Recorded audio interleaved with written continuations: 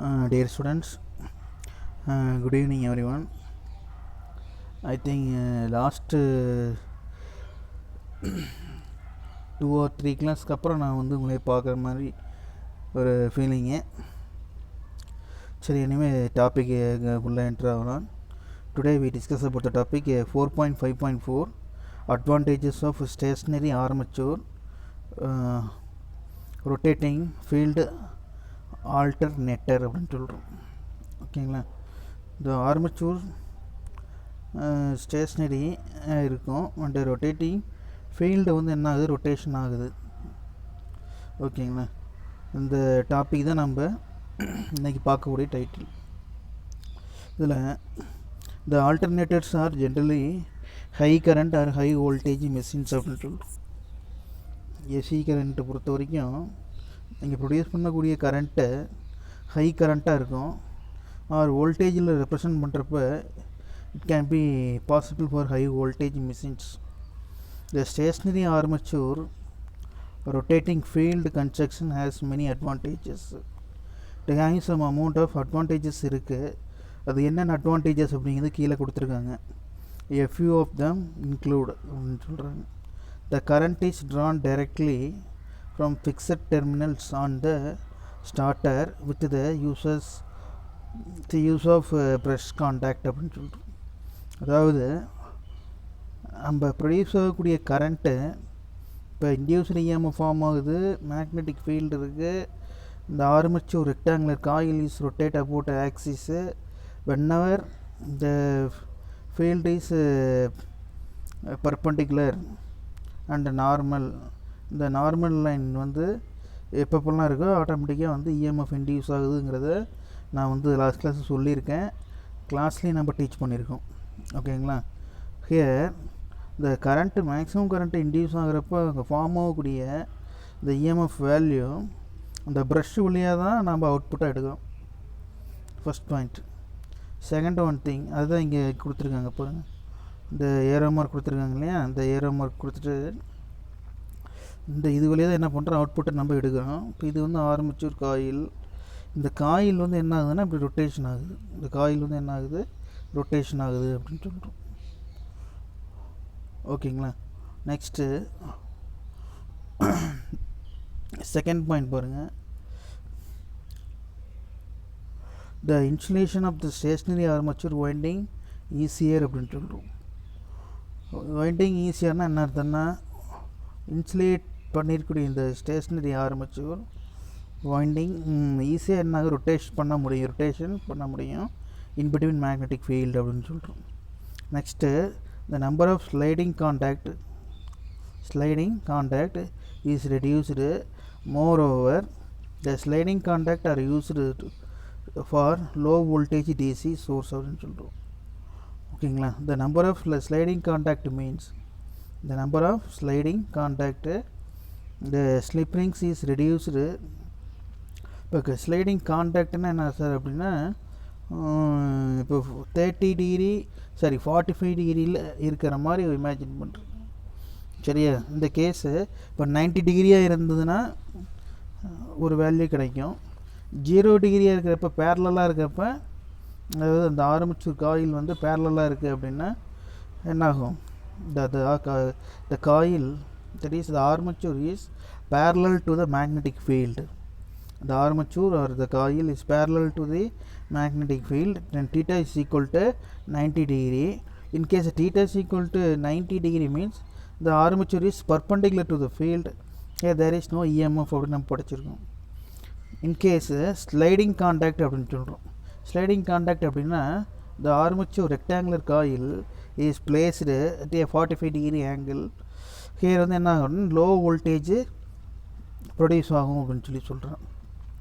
Next இந்த armature winding can be constructed more rigidly to prevent the deformation due to any mechanical stress அப்படின்னு சொல்கிறோம். சரியா? எந்த ஒரு ப்ரீகாஷன் ஆக்டிவிட்டி மாதிரி இது. சரியா? ப்ரீகாஷன் ஆக்டிவிட்டி மாதிரி prevent the deformation due to any mechanical stress அப்படின்னு சொல்கிறோம். ஓகேவா? ஜஸ்ட் இந்த ஒரு 4 பாயிண்ட்ஸ் பார்த்துக்குங்க போதும். அதுக்கடுத்து சிங்கிள் ஃபேஸ் ஏசி ஜெனரேட்டர் அப்படின்னு சொல்கிறோம். இங்கே single phase AC generator the armature conductors are connected in series so as to form a single circuit which generate a single phase alternating EMF and hence it is called single phase alternator அப்படின்னு சொல்கிறோம். ஓகேங்களா? அதாவது இன்னி single phase AC generator பொறுத்த வரைக்கும் இந்த armature அதாவது PQRS அப்படின்னு சொல்லலாம் அல்லது ஏபிசிடின்னு சொல்லலாம். இந்த ரெக்டாங்குலர் காயில் ரொட்டேஷன் ஆகுது இல்லையா, இந்த ரெக்டாங்குலர் காயிலில் என்ன சொல்கிறோம், armature conductors are connected in series as one in single circuit.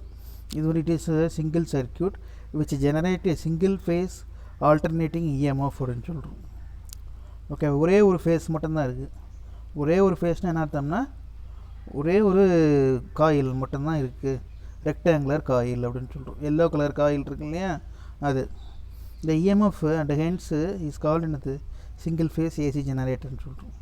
இந்த simplified version AC generator a singleton rectangular loop PQRS is mounted on the starter அப்படின்னு சொல்கிறோம். ஓகேவா?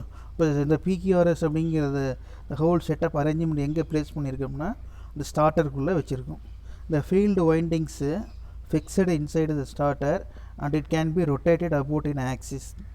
அது எப்படி ரொட்டேஷன் ஆகுதுன்னா அது ஆக்சிஸை பேஸ் பண்ணி என்ன ஆகுது, ரொட்டேஷன் ஆகுது. So the perpendicular to the plane of the paper அப்படின்னு சொல்கிறோம். Next one, the loop PQRS is stationary and is also perpendicular to the plane of the paper. When field windings are excited, the magnetic field produced around it. Let the field magnet be rotated clockwise direction. Clockwise direction என்ன அர்த்தம்னா, இப்போ இது வந்து பார்த்தீங்கன்னா let us imagine இது clockwise direction என்ன பண்ணுறோம், rotate பண்ணுது அப்படின்னு சொல்கிறாங்க. clockwise direction என்ன ஆகுது, ரொட்டேஷன் ஆகுது அப்படின்னு சொல்கிறோம். இப்போ இது வந்து இந்த மாதிரி கிளாக் வைஸில் என்ன பண்ணுறோம், ரொட்டேட் பண்ணுறோம். இப்போ கிளாக் வைஸில் ரொட்டேட் பண்ணுறப்ப இந்த காயில் வந்து என்ன ஆகும், இது வந்து என்னது பிக்யூஆர்எஸ் காயில் கன்சிடர் பண்ணுறோம். இந்த பிக்யூஆர்எஸ் வந்து காயில் பார்த்தீங்கன்னா ஃபஸ்ட்டு பேரலாக இருக்கும், அப்புறம் ஸ்லைடிங் கான்ட்ராக்டாக இருக்கும், அதுக்கடுத்தது பர்பண்டிகுலராக இருக்கும், திருப்பி ஸ்லைடிங் கான்ட்ராக்ட், அதுக்கடுத்தது பர்பண்டிகுலர், அப்புறம் பேரலல். இந்த பொசிஷன் வந்து என்ன ஆகிட்டுனா அப்படியே சர்க்குலரில் சுற்றுற மாதிரி இமேஜின் பண்ணிக்கும். அப்போ வெப்பப்பெல்லாம் வந்து பேரலல் θ = 0 டிகிரி வருதோ அப்போ அந்த நார்மல் லைனும் இந்த மேக்னெட்டிக் ஃபீல்டும் எப்படி இருக்கும், θ = 0ங்கிறப்போ θ பர்பண்டிகுலர் இண்டியூஸ்டு EMF ஃபார்ம் ஆகும் அப்படின்னு சொல்கிறோம். கண்ணு நான் இங்கே என்ன சொல்கிறேன்னு புரிஞ்சுக்கிங்க. இந்த ரெக்டாங்குலர் காயில் இருக்கு இல்லையா, இந்த எல்லோ கலர் பாக்ஸ், இந்த ஆர்மச்சூர் காயில், இது வந்து என்ன ஆகுது, கிளாக் வைஸில் ரொட்டேஷன் ஆகுது. சரியா, கிளாக் வைஸில் ரொட்டேட் பண்ணுறோம் அப்படிங்கிறத ஞாபகம் வச்சுக்கோங்க. ஓகேவா? இது வந்து இந்த north pole of the magnetic field, south pole of the magnetic field initially at rest position. Magnetic field வந்து கான்ஸ்டண்ட்டாக தான் இருக்கும், காயில் தான் வந்து என்ன பண்ணுது, இங்கே ரொட்டேஷன் ஆகுது. ஓகேவா? Next, the clockwise direction by the some external means. So assume that the initial position of the field, the magnet is horizontal. At that instant, the direction of magnetic field is perpendicular to the plane of the loop PQRS. Next, the induced EMF is 0. Refer case 3, that is section 4.4. 4.4 எங்கே இருக்குன்னு பாருங்கள். 4.44 அப்படிங்கிறது என்ன அர்த்தம், இதுக்கு முன்னாடி நம்ம discuss பண்ண கேஸ், அதாவது ரெக்டாங்குலர் காயில் வந்து என்ன பண்ணுறோம், ரொட்டேட் பண்ணுறோம். இப்போ அந்த இது பார்த்தோம் இல்லையா, 4.44 டாபிக் வந்து 4.44. ஜஸ்ட் வெயிட், இந்த டயக்ராம் இதை தான், இந்த டயக்ராம் தான் என்ன பண்ணுறோம் கொஞ்சம் அண்டர்ஸ்டாண்ட் பண்ணிக்கிங்க அப்படின்னு சொல்கிறோம். சரியா, 4.44 இந்த டயக்ராம். ஓகேங்களா? இந்த காயில் வந்து என்ன பண்ணுறோம், இங்கே காயில் வந்து ரொட்டேட் பண்ணுறோம். காயில் ரொட்டேட் பண்ணுறப்ப E = EM sin 0, E = EM sin π/2, E = EM sin π, E = EM sin 3π/2 and E = EM sin 2π. ஏன் சொன்னேன் இந்த இடத்துல, ஏன் நிறுத்தி அதை நான் சொன்னேன் அப்படின்னா, இதனுடைய அப்ளிகேஷன் தான் இங்கே யூஸ் பண்ணுறோம். இதனுடைய அப்ளிகேஷன் தான் எங்கே யூஸ் பண்ணுறோம், இந்த கேஸில் யூஸ் பண்ணுறோம். ஓகேங்களா? So PQRS PQRS, the induced EMF is 0. Next, this is represented by origin O in the graph drawn between the induced EMF and the time angle அப்படின்னு சொல்கிறோம். Next, when field magnet rotate through 90 degree, when the field magnet rotate through 90 degree, the magnetic field becomes called parallel to PQRS அப்படின்னு சொல்கிறோம். இப்போ 90 degree எப்போ form ஆகும்? Just all of you try to understand. 90 degree means the field magnetic என்ன பண்ணுறோம், ஒரு normal line எடுக்கிறோம். Okay, field மேக்னெட்டுக்கு we can take ஒரு நார்மல் லைன். இந்த நார்மல் லைனும் மேக்னெட்டிக் ஃபீல்டும் 90 டிகிரி ஆங்கிள் இருக்கும். சரியா, ஃபீல்டு மேக்னெட்டுக்கு என்ன பண்ணுறேன், ஒரு லைன் பர்பண்டிகுலராக ட்ரா பண்ணுறேன். அந்த லைனும் மேக்னெட்டிக் ஃபீல்டு லைன் எப்படி இருக்கும், 90 டிகிரி இருக்கும். இந்த மேக்னெட்டிக் ஃபீல்டு பிகம்ஸு, அப்போ magnetic field becomes parallel to the PQRS. So the induced EMF across PQ and RS would becomes maximum அப்படின்னு சொல்கிறோம். அப்போ ஃபார்ம் ஆகக்கூடிய induced EMF வந்து becomes maximum சொல்கிறோம்.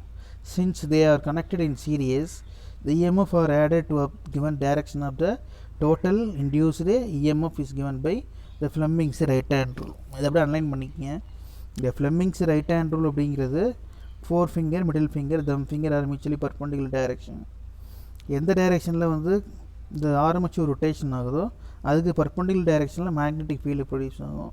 அது ரெண்டோடைய பர்பண்டிகுலர் டைரெக்ஷனில் எலக்ட்ரிக் ஃபீல்டு EMF ஃபார்ம் ஆகும் அப்படின்னு சொல்கிறோம்.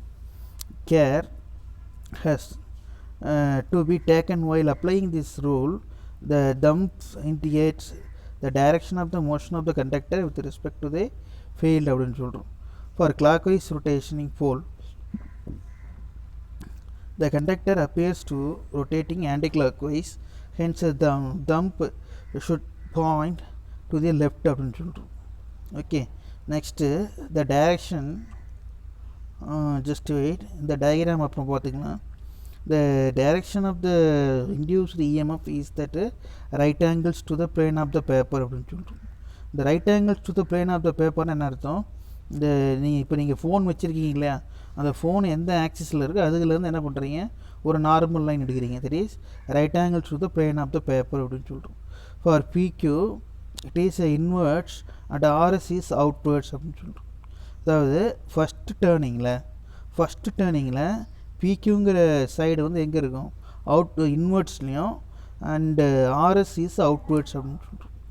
RS வந்து வெளிநோக்கி வருது, PQ வந்து உள்நோக்கி போகுது. ஓகேவா, ஆக்சுவலாக அது எப்படின்னா, therefore the current flowing along the PQRS, the point A in the graph represent the maximum EMF அப்படின்னு சொல்கிறோம். For the rotation 180 degree from the initial position, the field again perpendicular to the PQRS and induced EMF becomes 0 அப்படின்னு சொல்கிறோம். This is represented by the point P அப்படின்னு சொல்கிறோம். The field magnet becomes again parallel to the PQRS for 270 degree அப்படின்னு சொல்கிறோம். The rotation of field magnet, the induced EMF is maximum, but the direction is reversed அப்படின்னு சொல்கிறோம். Thus the current flows along SRQP அப்படின்னு சொல்கிறோம். என்ன கவனிங்க, ஆக்சுவலாக அந்த இங்கே இந்த டயக்ராம் ஃபஸ்ட்டு பார்த்துட்டு அதுக்கப்புறம் லாஸ்ட்டு இந்த ஒரு பேரை சொல்கிறேன். இப்போ இது வந்து பார்த்திங்கன்னா இந்த டயக்ராம் ஏற்கனவே நம்ம பார்த்துட்டோம். ஓகேவா, அந்த டயக்ராம் ஏற்கனவே நம்ம பார்த்துட்டோம். இந்த சைன் வேவ் விட்டுருங்க. ஃபஸ்ட் என்ன பண்ணுங்கள், சைன் வேவ் நீங்கள் கன்சிடர் பண்ண வேண்டாம். ஜஸ்ட் என்ன பண்ணுங்கள், இதை இப்போ இந்த ரெக்டாங்குலர் காயில் இருக்கு இல்லையா, இந்த ரெக்டாங்குலர் காயிலுக்கு ஒரு நார்மல் லைன் எடுத்தால் மேக்னெட்டிக் ஃபீல்டு எல்லாத்துலேயுமே மேக்னெட்டிக் ஃபீல்டு பர்பெண்டிகுலராக இருக்குது. ரெட் கலர் லைன் நான் இப்போ ட்ரா பண்ணியிருக்கேன்ல, this is the magnetic field. ஓகேவா, இப்போ வந்து ஃபஸ்ட்டு கேஸில் என்ன சொல்கிறாங்க, இந்த QR வந்து என்னது, இன்வெர்ட்ஸா அவுட்வேர்ட்ஸா, நான் மேலே சொன்னேன் இல்லையா, அதை பாருங்கள். ஓகேவா, PS வந்து என்னது, இனிஷியலி அட் ரெஸ்ட்டு, இந்த QR is also initially at rest. என்ன சொல்கிறேன் புரியுதுங்களா? இப்போ வந்து என்ன பண்ணுறோமோ இதை வந்து கிளாக் வைஸ் ரொட்டேட் பண்ணுறோம். இப்போ கிளாக் வைஸ் ரொட்டேட் பண்ணுறப்ப என்னாகும், QR வந்து அவுட்வேர்ட்ஸ்லேயும் PS வந்து இன்வெர்ட்ஸ்லேயும் போகும். ஓகேவா, இந்த PS வந்து என்ன இருக்கும், இந்த ஃபோனுக்கு உள்ளாடியும், கியூஆர் வந்து என்னது, ஃபோனை விட்டு வெளியே வரும். என்ன சொல்கிறேன் புரியுதா? அப்போ இது மாதிரி போகிறப்போ என்ன ஆகும் அப்படின்னா, induced FT dash equal to 90 degree form ஆகும். அதாவது இந்த காயிலுக்கு ஒரு நார்மல் லைன், அதாவது மேக்னெட்டிக் ஃபீல்டு லைனோ இந்த காயிலுக்கு ஒரு நார்மல் லைன் எடுக்கிறோம்.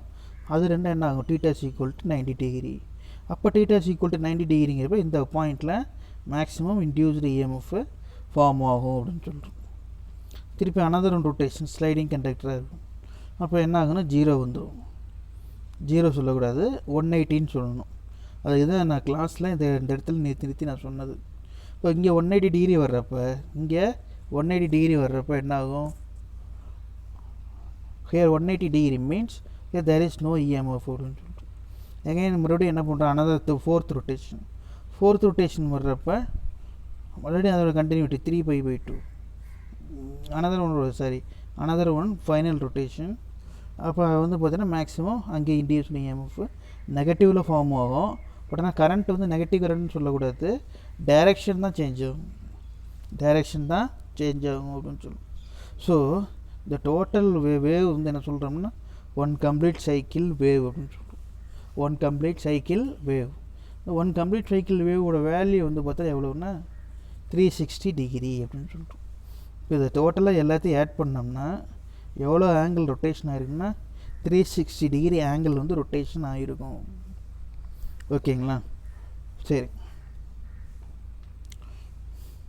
இப்போ பாருங்கள், one completion of 360 degree the induced EMF becomes 0 is represented by the point P. From the graph it is clear that EMF induced PQRS அப்படின்னு சொல்கிறோம். Okay, the PQRS is alternating in the nature. Therefore when the field magnet completes one rotation, induced EMF in PQRS finishes one cycle அப்படின்னு சொல்கிறோம். ஓகேங்களா? So இந்த 4.54 பொறுத்த வரைக்கும் இந்த 4 பாயிண்ட்ஸை வந்து கொஞ்சம் நீங்கள் படிச்சிடலாம். இந்த சிங்கிள் ஃபேஸ் ஏஜ் ஜெனரேட்டர் வந்து பார்த்தீங்கன்னா வேறு வழி இல்லை, கொஞ்சம் டாபிக் வந்து ஓன் சென்டென்ஸ் எல்லாம் போட்டு எழுதுகிற மாதிரி இருக்கும். ஜஸ்ட்டு இதை ஒரு தடவை ஓனாக படிங்க. நடுவில் ஆரம்பிச்சு கொடுத்துருக்காங்க, கனெக்ட் பண்ணுறாங்க, காயில் ரொட்டேஷன் ஆகுது, ஒரே ஒரு ஃபேஸ் இருக்கிறதுனால அது வந்து சிங்கிள் ஃபேஸ் ஏசி. இது ஃபஸ்ட் பேரா. செகண்ட் பேரா, இந்த சிங்கிள்டன் இந்த ரெக்டாங்குலர் காயில் நேம் வந்து என்ன சொல்கிறோம்னா PQRS அப்படின்னு சொல்கிறோம். இந்த PQRS எங்கே ப்ளேஸ் பண்ணியிருக்கோம்னா ஸ்டார்டருக்குள்ளே ப்ளேஸ் பண்ணியிருக்கோம். ஏன்னா ஸ்டார்டர் தான் வந்து என்ன ஆகுது, ரொட்டேஷன் ஆகுது. ரொட்டேஷன் ஆகும். ஓகேவா? நெக்ஸ்ட்டு அது அபவுட் ஆக்சிஸ், ஒரு காமன் ஆக்சிஸை பேஸ் பண்ணி ரொட்டேஷன் ஆகும். Next the loop PQRS stationery and is also perpendicular to the plane of the paper. Let the field magnet be rotated clockwise direction in some external means. இந்த diagram பார்த்துக்குங்க. ஓகேவா? இந்த diagram கூட வந்து பார்த்திங்கன்னா என் gap போட்டிருக்காங்க இல்லையா, என் கேப் என்ன ஏன் போட்டிருக்காங்கன்னா this is a normal line அப்படின்னு சொல்கிறோம். எதுக்கு நார்மல் லைன், எதோட நார்மல் லைன் அப்படின்னா அந்த ஆர்மச்சூருக்கு நார்மல் லைன். இந்த எல்லோ கலர் கவர் இருக்குது, எல்லோ கலர் பாக்ஸ் இருக்கு இல்லையா, லிசன், இந்த எல்லோ கலர் பாக்ஸுக்கு என்னது நார்மல் லைன் அப்படின்னு சொல்கிறோம். இதுக்கு வந்து நார்மல் லைன் எடுக்கிறோம் அப்படின்னு சொல்கிறோம். இந்த நார்மல் லைன் வேல்யூம் இங்கே அப்ளை பண்ணக்கூடிய மேக்னெட்டிக் ஃபீல்டும் எப்போ வந்து மேக்ஸிமம் பர்பெண்டிகுலராக இருக்கோ அப்போ வந்து என்ன ஆகும், இன்டியூஸ்டு இஎம்எஃப் ஃபார்ம் ஆகும்.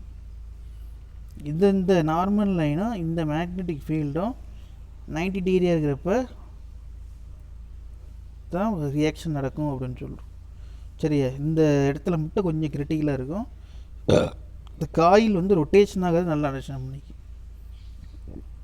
மேக்னெட்டிக் ஃபீல்டு வந்து பர்மனெண்ட்டாக இருக்கும். Okay, next the loop PQRS field magnetic initial position சொல்லி கொடுத்துருக்காங்க. இனிஷியல் பொசிஷனில் இது இருக்குது அப்படின்னு சொல்கிறோம். இப்போ இன்கேஸ் இதில் என்ன பண்ணுறீங்க, we have arranged 3 காயில்ஸ். இப்போ இது ஒரு பர்டிகுலர் ஆங்கிளில் இன்னொரு காயில் இங்கே வைக்கிறேன். ஓகேவா? அதுக்கு அடுத்தது இந்த இடத்துல ஒரு காயில் வைக்கிறேன். ஓகே, இப்போ இந்த காயில் வைக்கிறப்ப என்ன ஆகுன்னா, இந்த காயில் வைக்கிறப்ப இப்போ இதை வந்து A1 இது A2ன்னு வச்சுக்கிங்க. இது B1, இது B2ன்னு வச்சுக்க. நெக்ஸ்ட்டு இது C1, மேலே இருக்கிறது இந்த காயில், அதாவது புக்லேயே கொடுத்துருக்காங்களே அதை C2ன்னு வச்சுக்க. இப்போ இதை ரொட்டேட் பண்ணுறப்போ இது வந்து காமன் ஆக்சிஸில் தான் ரொட்டேஷன் ஆகும். காமன் ஆக்சிஸில் ரொட்டேஷன் ஆகும்.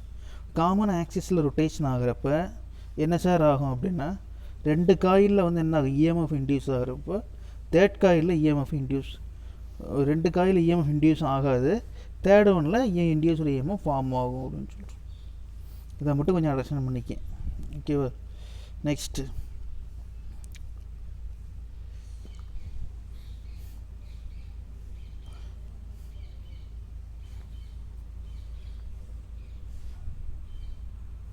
இதெல்லாம் டயக்ராம் நாட் ஃபார் எக்ஸாமினேஷன் கொடுத்துட்டாங்க.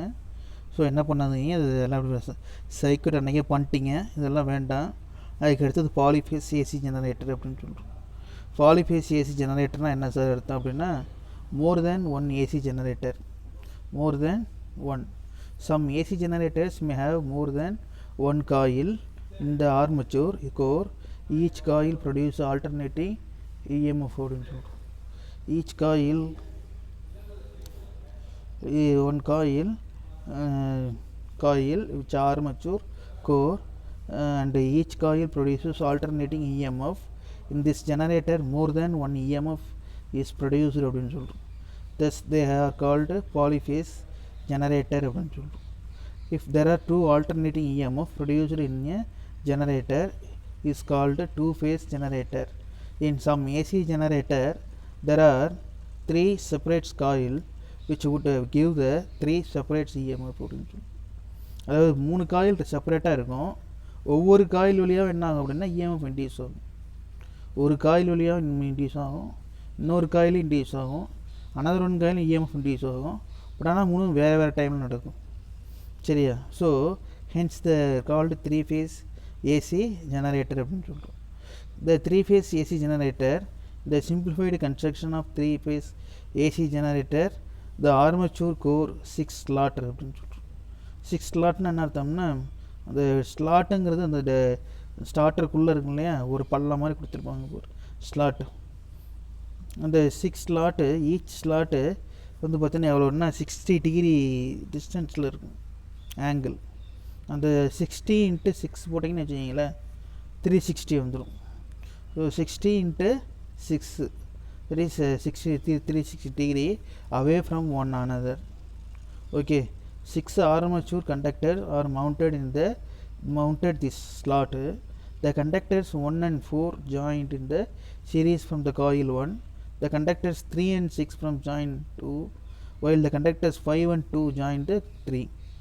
So these coils are rectangular in the shape, that is அதாவது ஒரு காயிலுக்கும் இன்னொரு காயிலுக்குள்ள ஆங்கிள் வந்து 120 டிகிரி. ஜஸ்ட்டு சிம்பிளி அது எப்படி ஞாபகம் வச்சுக்கோங்க. இப்போ நார்த் போல் சவுத் போல் இருக்குது, நார்த் போல் சவுத் போல் இருக்குது. நம்ம அதில் டயக்ராம் மேலே போட்டு காமிச்சோம் இல்லையா, அதே டயக்ராம் தான் இங்கே கொடுத்துருக்காங்க. Coil 1, coil 2, coil 3. இது நம்ம கிளாஸ்லேயும் நடத்திட்டோம். மேக்னெட்டிக் ஃபீல்டு பர்மனெண்ட்டாக இருக்கும். 3 காயிலை மட்டும் என்ன பண்ணுறோம், ரொட்டேட் பண்ணுறோம். சரியா? ஒரு காயிலுக்கு இன்னொரு காயிலுக்குள்ள ஆங்கிள் வந்து 120 டிகிரி. இப்போ ஃபஸ்ட் காயிலுக்கும் செகண்ட் காயிலுக்குள்ள ஆங்கிள் வந்து 120 டிகிரி. இதே ஃபஸ்ட்டு காயிலுக்கும் தேர்ட் காயிலுக்குள்ள ஆங்கிள் வந்து 240 டிகிரி. அதே மாதிரி ஃபஸ்ட்டு காயிலுக்கும் தேர்ட் காயிலுக்குள்ள ஆங்கிள் 240, செகண்ட் காயிலுக்கும் ஃபஸ்ட்டு காயிலுக்குள்ள ஆங்கிள் 120, செகண்ட் காயிலுக்கும் ஃபஸ்ட்டு காயிலுக்குள்ள ஆங்கிள் 120. ஓகேவா? இந்த 120 டிகிரி ஆங்கிளை தான் வந்து என்ன பண்ணியிருக்காங்கன்னா ஏரோமா இருக்கும். இந்த green colour, red colour, blue கலரில் கொடுத்துருக்காங்க. ஓகேவா? கன்ஸ்ட்ரக்ஷன் ஆஃப் ஏசி ஜெனரேட்டர் அப்படின்னு சொல்லிட்டு இந்த டயக்ராம் பொறுத்த வரைக்கும் the initial position of the field magnet is horizontal and the field direction is perpendicular to the plane of the coil 1 அப்படின்னு சொல்கிறோம். சரியா? as it is the single phase AC generator, when the field magnet is rotated from that position the clockwise direction, alternating EMF E1 in the coil 1 begins cycle from the origin O அப்படின்னு சொல்கிறோம். this is shown in figure 4.31 அப்படின்னு சொல்கிறோம். Next, the corresponding cycle for alternating EMF E2 coil 2, அதாவது first காயிலில் form ஆகக்கூடிய induced இஎம்எஃப்பை E1 அப்படின்னு சொல்கிறோம், second காயிலில் ஃபார்ம் ஆகக்கூடிய இன்டியூஸ்டு இஎம்எஃப்பை E2ன்னு சொல்கிறோம். After field magnet has rotated through the coil 120, therefore the phase difference between E1 E2 is equal to 120 degree. Similarly, EMF E3 in the coil 3 would begin cycle at a point B after 240 degree. So the rotation of field magnet from initial position. Thus the EMF produced in the 3-phase AC generator have 120 degree phase difference between the one another அப்படின்னு சொல்கிறோம். ஓகேங்களா? இப்போ இந்த diagram பார்த்தீங்கன்னா first டயக்ராமுக்கும் second டயக்ராமுக்கும் third டயக்ராமுக்கும் நான் meaning நான் already சொல்லிட்டேன். போத்து பாய்ஸ் ஆர் கேர்ள்ஸ் ரெண்டு பேர்த்துக்குமே சொல்லிட்டேன். அதாவது ரெட் கலராக இருக்கிறது E1, ப்ளூ கலராக இருக்கிறது E2, க்ரீன் கலர் வந்து என்னது E3. இப்போ ஃபஸ்ட்டு காயிலில் இண்டியூஸ்டு EMF ஃபார்ம் ஆகுதுன்னா செகண்ட் அண்ட் தேர்ட் காயில் வந்து இப்போ EMF வேல்யூ 0வாக இருக்கும். அதேமாரி செகண்ட் காயில் EMF மேக்ஸிமமாக இருந்ததுன்னா தேர்ட் காயிலையும் ஃபஸ்ட்டு காயிலையும் EMF வேல்யூ ஆட்டோமேட்டிக்காக 0வில் இருக்குது. இன்கேஸ் தேர்ட் காயிலில் வந்து EMFோட வேல்யூ மேக்ஸிமமாக இருக்குதுன்னா செகண்ட் காயிலையும் ஃபஸ்ட்டு காயிலையும் EMFோட வேல்யூ 0 ஆர் நெகட்டிவில் இருக்குது. இந்த ஆங்கிள் வந்து 0 டிகிரி, 90 டிகிரி, 180, 270, 360 டிகிரி ஆங்கிள் அப்படிங்கிறது என்ன பண்ணியிருக்காங்க, மென்ஷன் இங்கே கொடுத்துருக்காங்க. So just try to understand. Okay, இது வேறு இது சிங்கிள் பாலிபேஸ் பொறுத்த வரைக்கும் என்னதுன்னா மோர் தேன் ஒன் ஏசி ஜெனரேட்டர் கொடுத்துருப்பாங்க. மோர் தேன் ஒன் ஏசி, அதாவது ரெக்டாங்குலர் காயில் கொடுத்துருப்பாங்க. மோர் தேன் ஒன் ரெக்டாங்குலர் காயில் கொடுத்துருப்பாங்க. அப்போ அதை பேஸ் பண்ணி என்ன எப்படி ஒர்க் ஆகுதுங்கிறத சொல்லியிருக்காங்க ஒரு அவுட்லைன். அதுக்கடுத்து advantages of 3-phase AC generator. 3-phase AC system பொறுத்த வரைக்கும் மெனி அட்வான்டேஜஸ் இருக்குது overall single phase system. Let us see few of them. என்னென்னு சொல்கிறாங்க பாருங்கள். First point, for a given dimension of the generator the 3-phase machines produces high power output அப்படின்னு சொல்கிறோம். அதாவது power value வந்து பார்த்தீங்கன்னா என்னது, ஹையர் பவராக கிடைக்கும் அப்படின்னு சொல்கிறாங்க. ஹையர் பவர் என்ன அர்த்தம், அவுட்புட் வேல்யூ கண்டினியூஸாக நமக்கு கிடைக்கும். So power can be increasing அப்படின்னு சொல்கிறோம். Next, for the capacity, same capacity 3-phase alternator smaller size when compared single phase generator. இப்போ 3-phase ஏசி வைக்கிறதுனால நம்ம இடத்த அடைச்சிட்டு அதாவது மெட்டீரியல்ஸ் திங்ஸ் எல்லாம் அதிகமாக வாங்கணும் அப்படிலாம் ஒன்றும் கிடையாது. சிங்கிள் ஃபேஸ் ஏசி ஜெனரேட்டர் வந்து எந்த ஏரியாவில் வந்து எந்த லொக்காலிட்டியில் யூஸ் ஆகுதோ, எப்படி நம்ம ப்ரொடக்ஷன் பண்ணுறோமோ அதே லொக்காலிட்டி அதே ஏரியாவில் என்ன பண்ணலாம், we can produce என்னது இந்த 3-phase ஏசி ஜெனரேட்டரை வச்சு we can கண்டினியூஸ் கரண்ட்டை இன்டியூஸ் பண்ண முடியும் அப்படின்னு சொல்கிறோம். Next, 3-phase transmission system is cheaper. சரி, அது இது டிரான்ஸ்மிஷன் சிஸ்டம் வந்து சீப்பாக இருக்கும். A relatively thinner wire and sufficient for transmission of 3-phase power அப்படின்னு சொல்கிறோம். ஓகேங்களா? சரி, ரைட்டு. இப்போதைக்கு இது மட்டும் இருக்கட்டும். டிரான்ஸ்ஃபார்மர் டுமாரோ சாட்டர்டே ஃபர்தராக வரக்கூடிய கிளாஸில் டிரான்ஸ்ஃபார்மர் அப்படிங்கிற டாப்பிக்கை பார்க்கலாம். உங்களுக்கு வந்து இந்த கொஷினை அண்டர்ஸ்டாண்ட் பண்ணிக்கிறதுக்கு ஏதாவது டிஃபிகல்ட்டாக ஃபீல் பண்ணீங்க அப்படின்னா ஒரு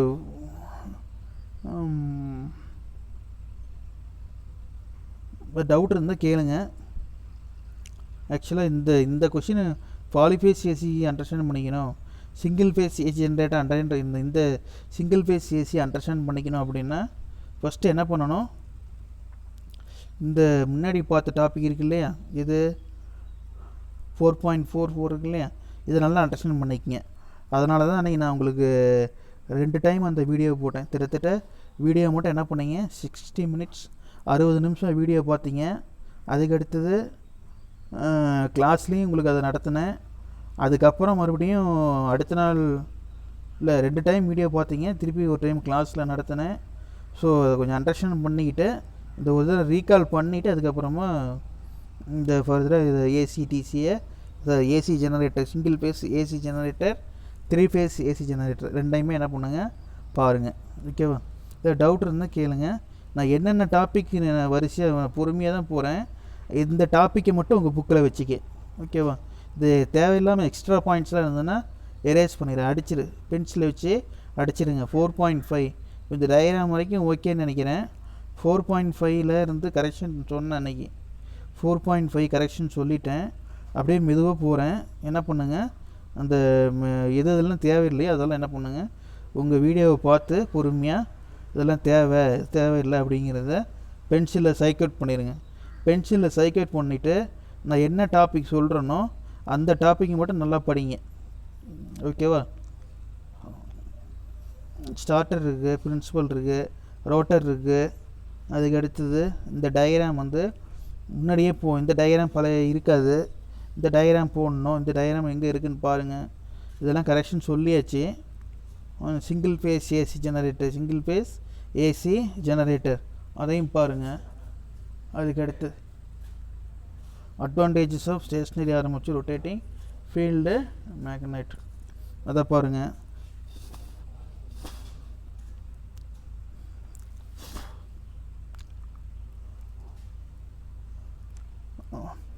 நான் வேணால் மெதுவாக தான் போகிறேன். மெதுவாக எதுக்கு போகிறேன்னா இதெல்லாம் தேவையில்லை அப்படின்னு சொல்லி நீங்கள் பார்த்துக்குங்க. பார்த்துட்டு அந்த வீடியோ ஒரு தடவை பாருங்கள். பார்த்துட்டு அந்தந்த லைனை சைக்கிள் பண்ணி தேவையில்லாத லைனை சைக்கிள் பண்ணிடுங்க.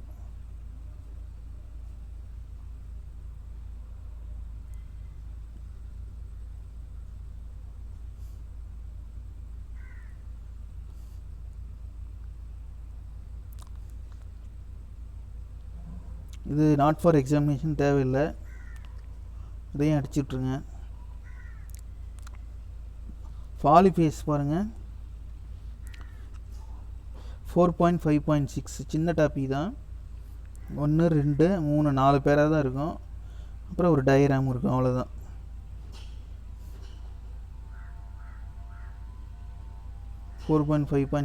சாரி, டயக்ராமுக்கு மேலே ஒரு பாயிண்ட்டு, ஒரு பேராகிராஃபு, டயக்ராமுக்கு அப்புறம் 2 பேரா, அப்புறம் 3 கிராஃபு. அதுக்கடுத்து advantages of 3 phase AC generator, advantages of 3 phase alternator. ஓகேவா? டிரான்ஸ்ஃபார்மர் அப்படிங்கிறது அடுத்த கிளாஸில் நம்ம டிஸ்கஸ் பண்ணலாம்.